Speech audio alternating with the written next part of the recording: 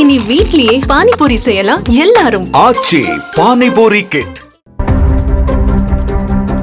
அமெரிக்க அதிபராக Donald Trump பதவியேற்று 50 நாட்கள் நிறைவு பெற்றிருக்கிறது. இந்த 50 நாட்களில் சொந்த நாட்டுக்குள்ளும் வெளிநாடுகளுக்கு எதிராகவும் ட்ரம்ப் எடுத்த பல நடவடிக்கைகள் கடும் எதிர்ப்புக்கு உள்ளாகி இருக்கின்றன. பதவியேற்றவுடன் அமெரிக்காவிற்குள் சட்டவிரோதமாக நுழையும் நபர்களை தடுக்க மெக்சிகோ பார்டரில் எமர்ஜென்சியை கொண்டு வந்ததோடு பிறப்புரிமை அடிப்படையிலான குடியுரிமையையும் ரத்து செய்தார். 2021ஆம் ஆண்டு வெள்ளை மாளிகை மீது தாக்குதல் நடத்திய தனது ஆதரவாளர்கள் 1500 பேருக்கு பொது மன்னிப்பு வழங்கி மெக்சிகோ வளைகுடாவை அமெரிக்க வளைகுடா என்று பெயர் மாற்றம் செய்தார். செலவினங்களை குறைப்பதற்காக ஏற்படுத்தப்பட்ட செயல்திறன் துறை மூலமாக 30,000ற்கு மேற்பட்ட அரசு ஊழியர்கள் பணியில் இருந்து நீக்கப்பட்டனர். அமெரிக்காவில் ஆண் பெண் என்ற இரு பாலினம் மட்டுமே ஏற்றுக்கொள்ளப்படும் என்றும் உத்தரவு பிறப்பித்தார். விளையாட்டுப் போட்டிகளில் 3ஆம் பாலினத்தவர்கள் பெண்கள் பிரிவில் பங்கேற்பதையும் தடை செய்தார். இஸ்ரேல் போரில் கடுமையாக பாதிக்கப்பட்ட காசா பகுதியை அமெரிக்கா கைப்பற்றும் என ட்ரம்ப் தெரிவித்தது காசா மக்களை அதிர்ச்சியில் ஆழ்த்தியது.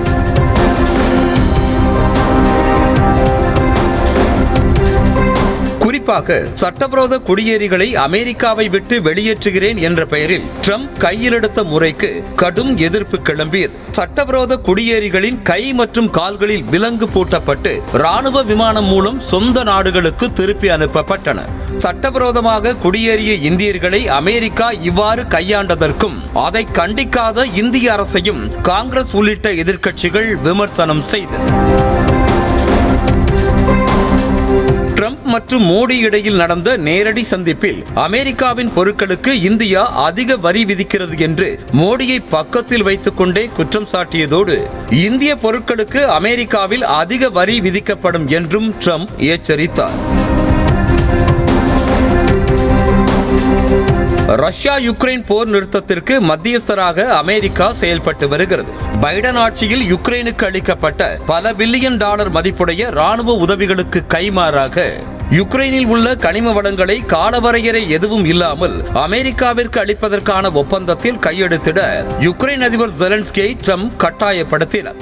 ஆனால் இந்த ஒப்பந்தத்தில் கையெழுத்திட முடியாது என ட்ரம்பின் முகத்திற்கு நேராகவே ஜெலன்ஸ்கி தெரிவித்து விட்டார். இதனால் அந்த நாட்டுக்கு அளித்து வந்த ராணுவ உதவிகளை முழுமையாக அமெரிக்கா நிறுத்தியது.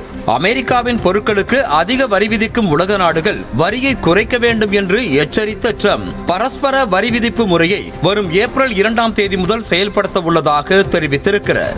கனடா, மெக்சிகோ, சீனா ஆகிய நாடுகளின் பொருட்களுக்கு கூடுதல் வரியையும் ட்ரம்ப் விதித்திருக்கிறார். இனி வீட்லயே பானிபூரி செய்யலாம் எல்லாரும். ஆச்சி பானிபூரி கிட்.